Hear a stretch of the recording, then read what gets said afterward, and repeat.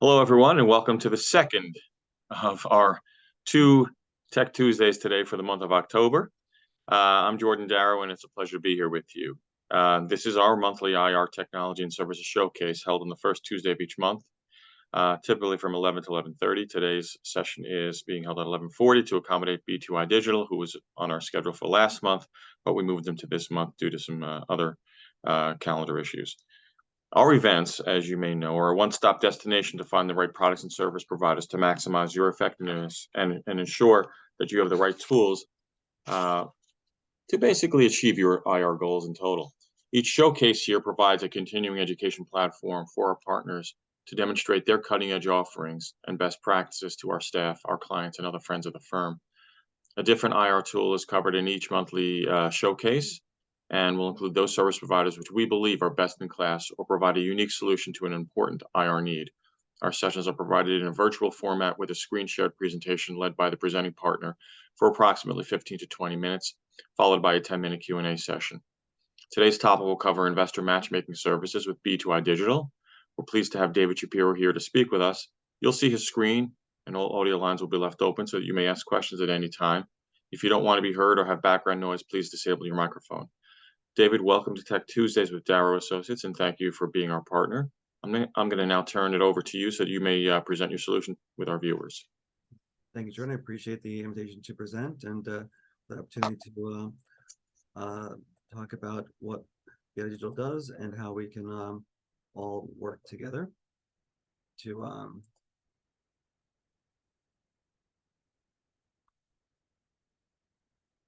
first thing I want to comment on is that I know Jordan for quite a while now, and Darrow is a great firm, and we work with some of their clients, and they're definitely on the cutting edge of what is the latest and greatest in the ways in which to reach investors in the modern digital space, where the world of IR is constantly evolving, and these monthly sessions are a credit to their desire to stay on the cutting edge of this ever-evolving industry. So what B2i Digital does in that vein is we use, in simple terms, digital marketing to connect public companies to their most relevant investors for that company based on their story, stage, and sector. And this may sound like an obvious idea, but it's not. It's something relatively new to the capital market space in the U.S. The usual disclaimer slide that's required. We're not soliciting the sale of any security or offering any opinion or advice on any such security or markets. And the way we got here today, B2i Digital, is personally I came out of Maxim Group as their first ever chief marketing officer for Maxim Group, and had the honor to be one of the founders of their mvest, m-vest.com investor awareness platform, where my former boss, who's now president of Maxim Group, soon to be their CEO, Cliff Teller, had a vision that digital marketing and the capital markets could work together. Two worlds that, due to a variety of reasons, were always siloed and separate. People in capital markets didn't know digital marketing, and vice versa. Cliff saw the vision that if a company's story is told and told well at scale, at the scale digital marketing can provide, then it'd be easier for a bank to bank a deal, to raise them capital, and post-deal to honor the promises that they made as a bank to their clients for post-deal market support. And historically, post-deal market support, as many of you may know, was two guys in a room making 3 phone calls after an IPO, a secondary, a PIPE, and RD, and then that stock went from 10 to 2 because there was no real post-market support for a deal. So Cliff had the vision that this could play a role in the investment banking space. So with the Maxim's blessing and support, I left the firm at 2021 to form B2i Digital and to take mvest to the next level. And that's what we've done now, is to really leverage every possible tool in our tool belt to use digital marketing and its supporting technologies to share investor stories of companies to investors at scale. So the goal is always to build an active shareholder base. We do this in partnership with the internal and external IR firms that work with our clients, who help to guide the messaging and the strategy that we then amplify through digital marketing channels. B2i Digital is not an IR firm. I can't say that enough. They're like, oh, you're an IR firm. No, we're not. That's what Darrow is for. We take the IR firm strategy and messaging and amplify it the same way, Jordan, Matt, Tad, and Allison are online now might issue a press release and put it on the wire. We're a different kind of wire. That's all we are. Another conduit, tunnel, roadway to get that story out at scale to investors that you might not otherwise reach. And then we help our clients and your clients to build that investor base they want to engage with. Now, but in order to took me a while to frame this one slide here. And I first ran it by my 5-year-old son, make sure he understood it. Now I run it by CFOs of publicly traded companies and see if they understand it as well. What is digital marketing? It's a word that people throw around left and right, and they use it in different contexts. Digital marketing is only one of two things. It's either organic, and that means things you know about. Everybody's seen social media posts. I would hope so. Everybody's received an email. Imagine so. Everybody's visited a website, obviously. So we have B2i Digital.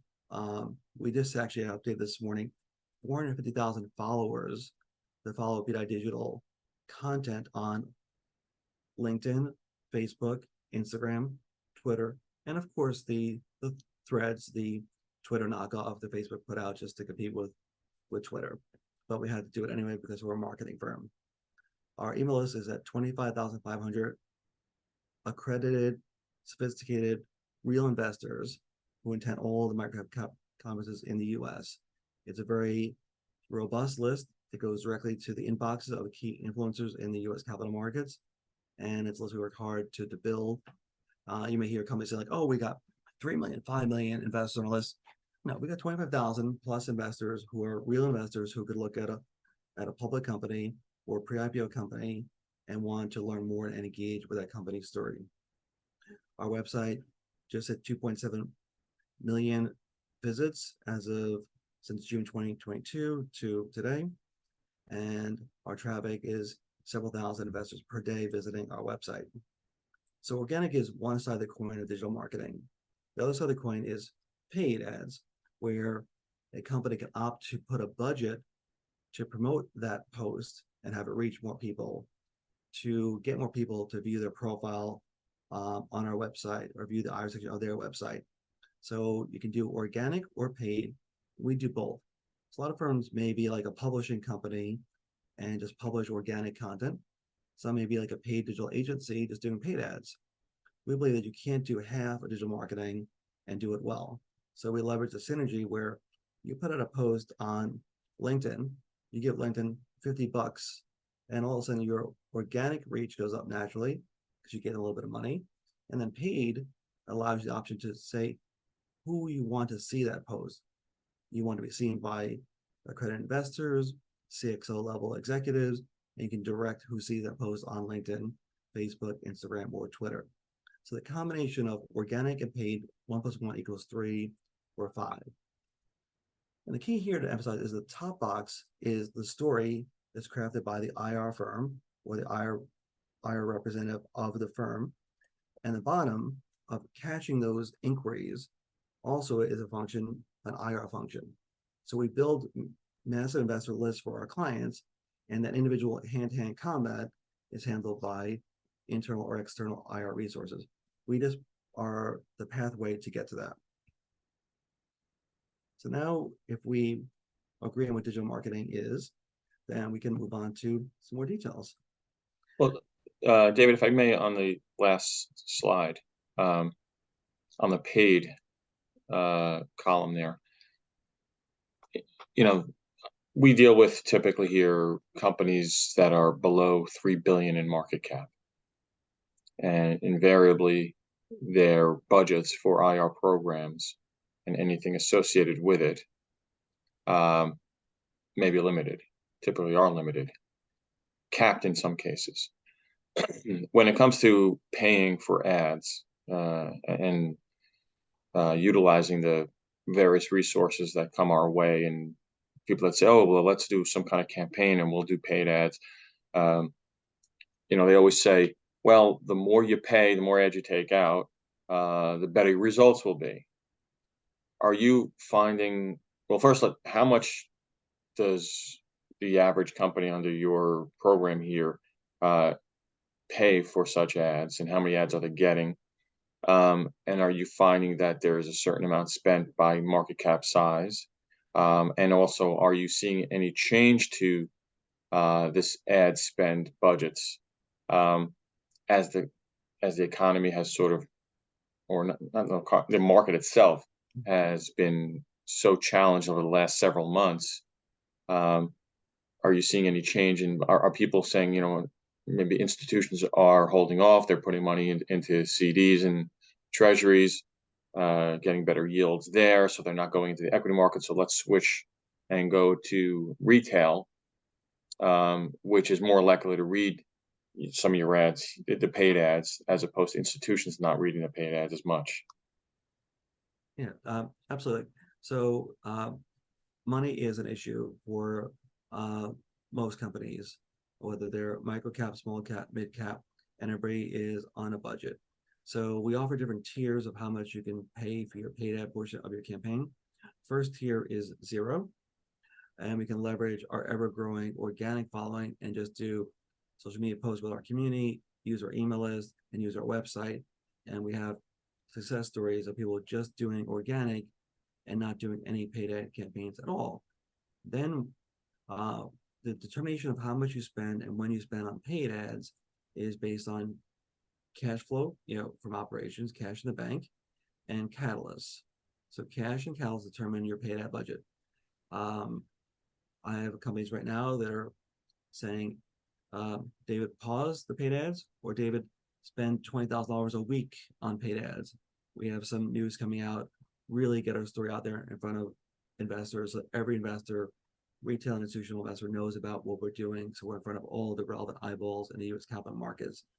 So it can range dramatically as far as how much they spend. But on average, the average client of ours is spending about $5,000 per month on paid ads, and we encourage them to do a steady ad budget. Not, I've had calls like, can you spend $20,000 over the weekend? I'm like, no, it's not going to work well. And to me, that feels very promotional. And we're not a very promotional company. We want to develop a long-term fundamental investor base for our clients, as I know Darrow IR does for their clients as well. We're not looking to spend a blitz campaign just to lead into one news announcements. The way I recommend you think about your budget is as like hills over a milestone. Like you want to increase it from like 2 to 5 to 10 a month as news is coming out, and then slow it down when you have a quiet period in Q4, Q1 of next year. So you sort of manage and moderate the amount you spend. The beauty of paid ads is that they can be modified and adjusted in a matter of seconds. The budget can be paused, changed, increased, or decreased. And at B2i Digital, unlike I think other firms in the space, there's zero markup in what we receive. Jordan, you give me $5,000, we give Google, Meta, Microsoft $5,000, and we just pass it through. So we have no reason to bias as to like how much you spend and say like, oh, you got to do $1 million media campaign, and they say media campaign, and you don't know how much is actually being spent on your behalf. So average is 5. We can work with 0. We can increase as cash and catalysts permit. And then to answer your question about the eyeballs, everybody wants is really now targeting the retail investors. They're all below the 100 million market cap. They're below the screens of the institutional investors that they would invest. So they need the retail investor to come in, create volume and liquidity, so a small family office or fund can get in to position. More importantly, they want to know that they can get out. There must be no volume for that company so they can get out should their portfolio change as an institutional investor. That's very important, and they will leverage retail to get the volume to get the institutional investors. Okay, very good. So just on the what you said, the $5,000 a month spend, I know you're not marking it up, you're not making a profit off of that, but do you have buying power where your $5,000 spend with those tech outfits would get more than if a corporate issuer went and tried to buy it directly themselves? Uh, there's unofficially, yes, there's no documentation that proves that my 5,000 does better than your 5,000, but a seasoned Google ad account, they give you more functionality. They allow you to attach what's called a lead form right to your ad to get more investors to inquire and capture their actual data, first name, last name, job title, phone number. There's sort of like an unspoken rule that an established ad account in which we may run it for one of our clients will generally get a lower cost per impression, cost per click, cost per investor lead and inquiry. So in theory, our accounts that have a perfect track record of compliance with the rules of Google, Meta, LinkedIn, and Twitter, we do well in our accounts. But we're happy to work inside of a ad account that you go right now and create Jordan at ads.google.com, have it run the ads inside your own ad account and build up your credibility as well.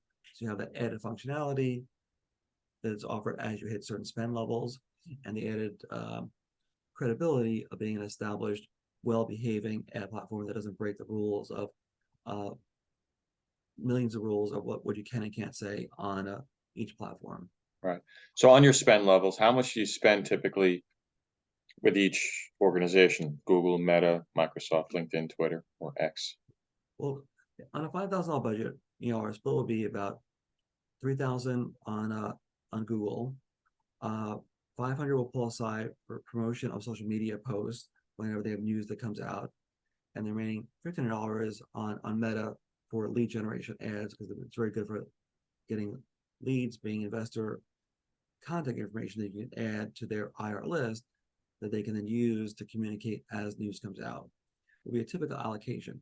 However, we monitor, optimize, and manage those campaigns to always be tweaking the allocations.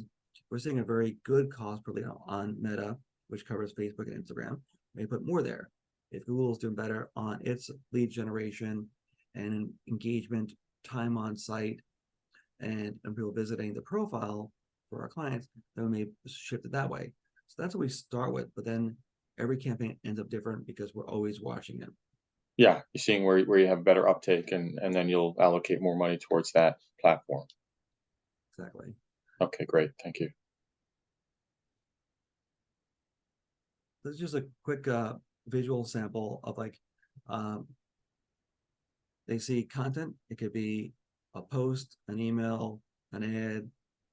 Click on it, land on the profile, what we call a featured company profile on our website, fill out a form, hit the button, talk to management, get add to list, and that then form submission triggers a 3 email sequence on our system in HubSpot. Thanks for inquiring. A week later, send the investor deck. 2 weeks of that, follow up with any further questions they may have about the inquiry and to qualify the kind of investor that's inquiring, whether they're a retail investor, family office, fund, and whether they will qualify for an actual meeting with the IR firm or CFO of the firm. So that's just like a high level of like exactly what we do. It's that simple. Content, landing page, form, and then follow up email sequences to keep communicating with them.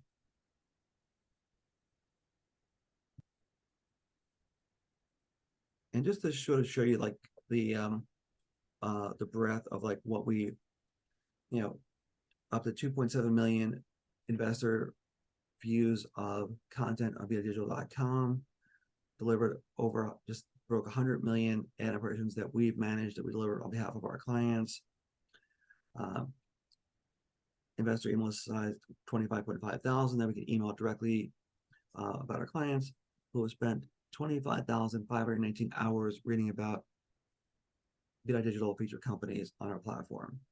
So it just shows you this sort of like how this like scales the traditional IR efforts into from the one-on-one meetings that are still very important, the 1-to-20 meetings and presentation are important, conferences are important, but this just adds that extra level of hitting the hundreds of thousands and millions of people that you might want to reach to tell your story. And people always are like, wait, so where does it appear? Where have I seen it before? You've seen ads. you browse on Facebook, if you're reading an article on CNN, if you are alive in this current day and age, you see an ad about everything from a beverage to a biotech company has been shown to you whenever you're searching or browsing anywhere online.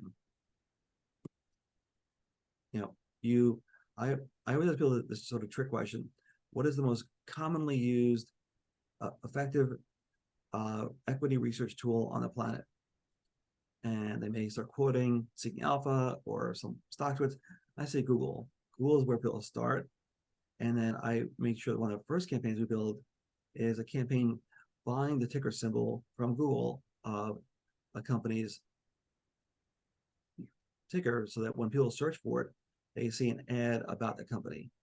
And you may say, well, they would show up anyway below the ad. It just allows you to really control the narrative of what people see about a company when you can write a 3, 4, 5, 10-line ad that takes up 25% of the screen when they're looking for a certain stock.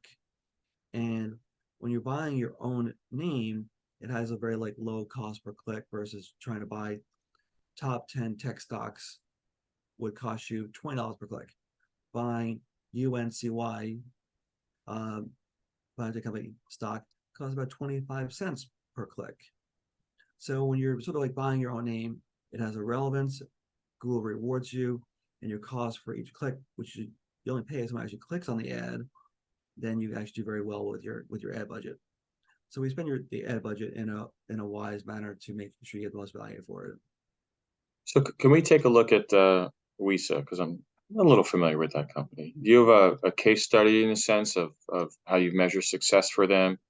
Because I know that stock is now below $1. They're probably in jeopardy of losing their NASDAQ listing. The market cap is all of $5 million. So how much are these folks with a $5 million market cap spending with you on a monthly or annual basis?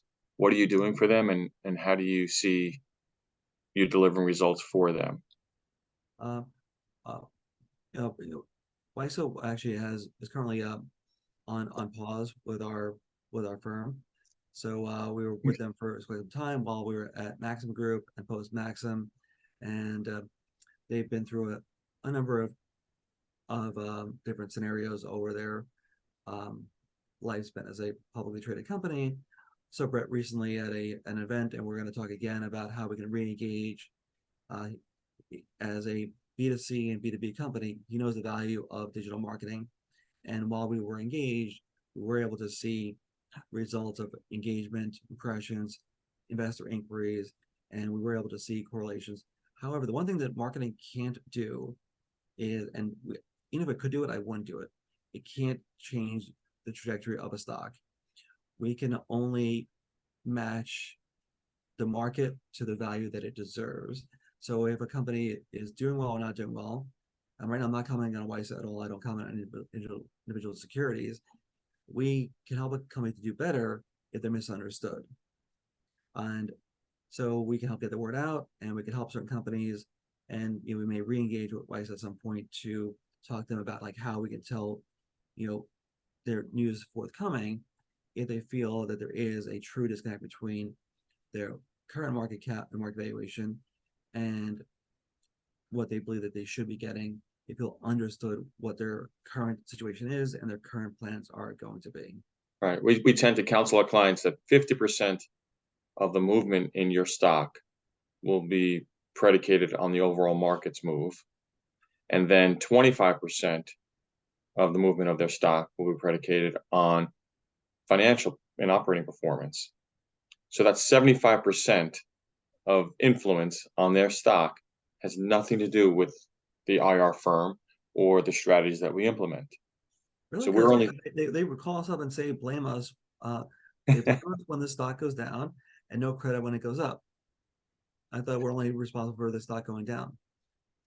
That's right. No, we do get some credit when it goes up, but we're always responsible when it goes down. And I said, wait, did you forget that you guys missed earnings for the last 3 quarters in a row? Does that matter?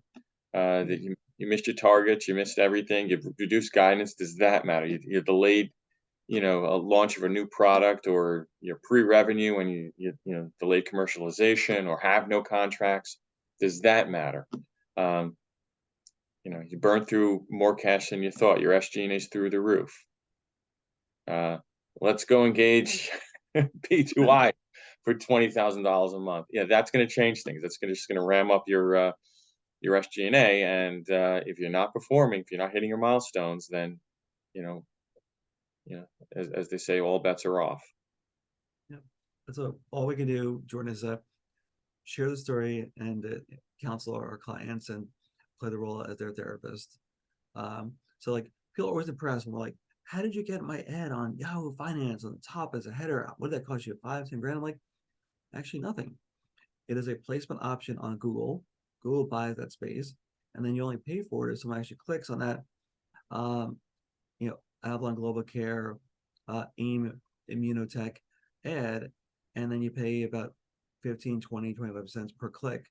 And you can just choose to have, a banner ad designed by our design team, written by the IR team, that goes on Yahoo Finance, targeting relevant investors who can then see the company when they're doing their regular searching for different securities. Are you able to track where the ads are placed and get a screenshot of it? Yeah, we're able to track. There's an option to see exactly what placements and which placements did well for you, so you can like learn. And then we have a list of places that we target on what's called the Google Display Network. Has 3+ million websites and apps in the Google Display Network, and we can target which ones we want to be on, and then we have a list of hundreds that we want to make sure we're not on, that are garbage placements or not reputable placements. So you can both target for and against where you want your ad to appear on the Google Display Network. And people don't realize what the Google Display Network is. It's really them buying for 10 cents that spot from Yahoo Finance, charging us $1, making any sense on it, which is why you may want to consider buying Google stock. Is they're very smart in how they build up their inventory. And just examples on LinkedIn. But you don't give financial advice, right? No financial advice. And just like, this is how our future companies look, and just to sort of like go right into like,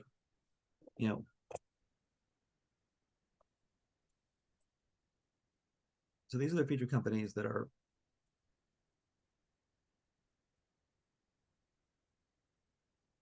currently on. We have 21 in our what we call family feature companies. We like them, love them, and have the same feelings you may have about some of your members of your family, and they drive you crazy, but we do what we can to help them. And mix of tech and biotech and Greek shipping companies, sector agnostic, recycling, ag tech, and just each one of these tiles then leads to a specific profile that is the crux of a lot of our friends at CareCloud, Bill Corn, the chief strategic officer at CareCloud. And what we do is, the idea is that first we encourage investors to inquire, realizing they can't actually reach management. We try to succinctly summarize what are the top 4 value propositions, like why this company and security might be of interest to me as a retail investor, as an analyst, as a banker, as a family office, as a fund manager. Why would I care? People have very short attention spans. 30 seconds, go. Tell me why am I looking at this? Why am I looking at CCLD? And then to have a different change from your typical investor deck, we create a at a glance piece that's a nice summary, 4 to 6 pages, just like a really, once again, quick, to the point. What are the pain points they're addressing? What is their solution? What does it look like? Our biggest department at B2i Digital is design, because how it looks matters beyond the words, and we try to make sure that everything we do, looks well. Am I running up? I apologize. I'm running up against some time here, and I want to make sure that I don't do what every CEO does and I counsel them against, is like talking on and on forever. But there is let me just see if there's any other key points that I want to emphasize. Just to go to some tabs here, like when a email list launch a new company, 25,000 people will receive the email about Jaguar Health, GRI Bio, our new biotech friends that are trying to all stand out in the crowded biotech space, and about our conference partnerships with Benchmark, Roth, Maxim, updates on news about companies. Once again, using the email list, which has no cost because it's our email list, and we send it out on a twice a month basis. Leveraging our LinkedIn channels to announce, the company joining as a featured company.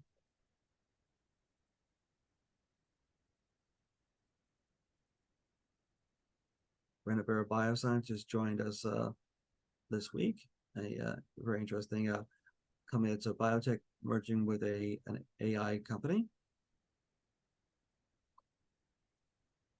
Video content interview with my good friend Shalab Gupta at Unicisive, being interviewed by NASDAQ. Easy to post video content on social media as well as on the website.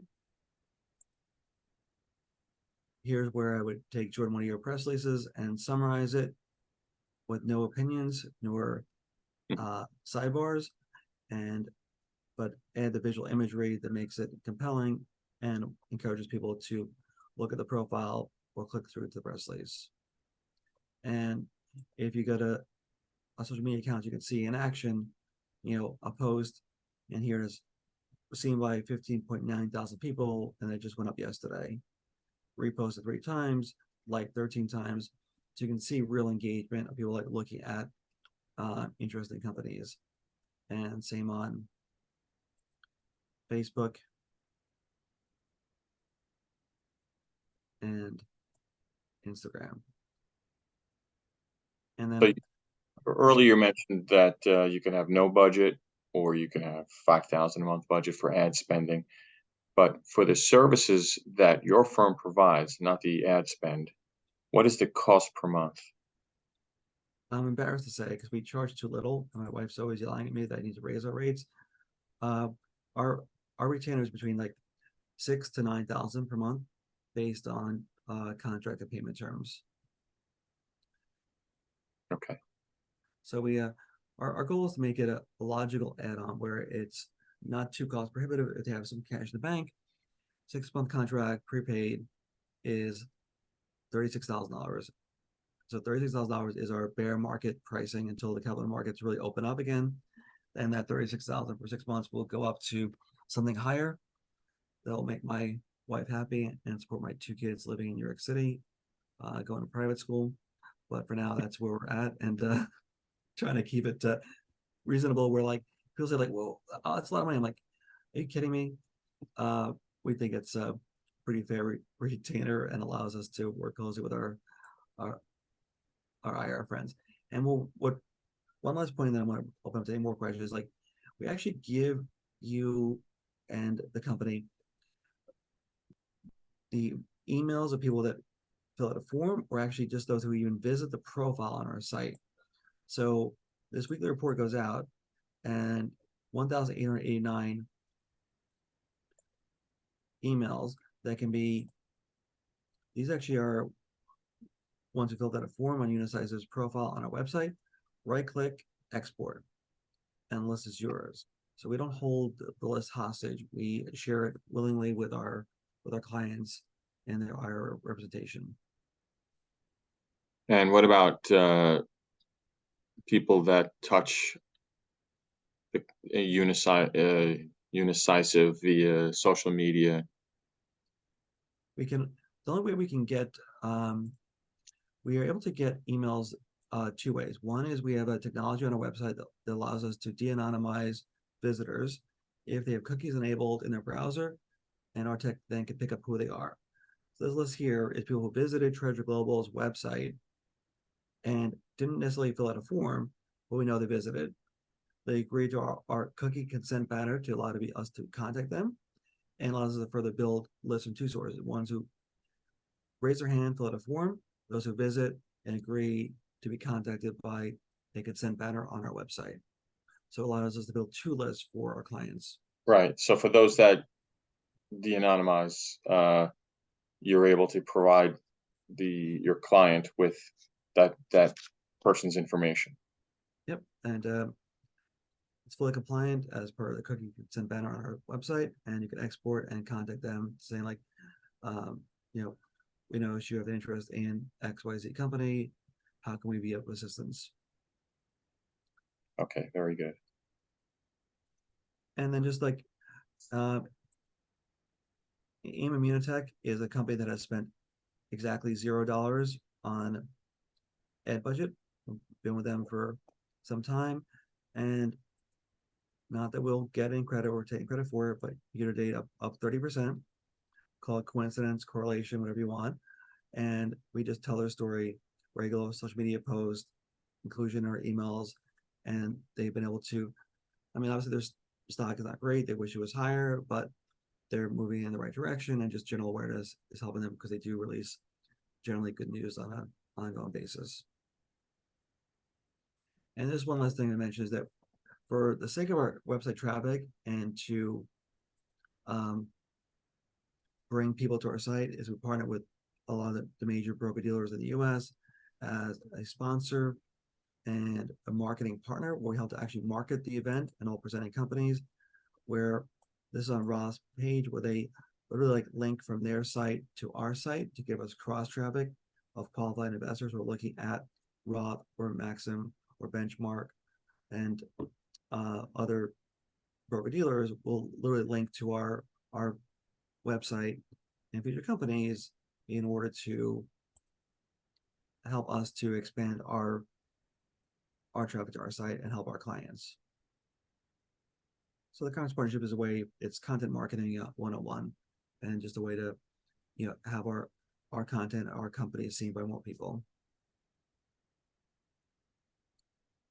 So in other words, that is a new and evolving science of using digital marketing technologies to generate more investor awareness for our client partners, and look forward to seeing where it continues to evolve to, and what else we can keep adding to our tool belt to enhance that engagement. Thank you, David. That's you couldn't be more right. I think this is an invaluable part of any company's public presence. So I want to be with that. I want to be cognizant of your time. I know you said you had a limit here, and we are basically out of our time anyway. So with that, I would like to close up and thank you for a terrific and enlightening presentation. This will conclude our monthly installment of Tech Tuesdays with Darrow Associates. Thanks to David Shapiro of B2i Digital for his presentation today, and to all of you who participated in keeping your eye on knowledge at the cutting edge. Please join us next month when we will host Hybrid Financial to talk about their retail mass market outreach campaigns, which could be a nice complement to what B2i is doing. Until then, we trust our Tech Tuesdays are helpful in implementing your IR strategies. Thanks again, and goodbye, everyone. Thank you.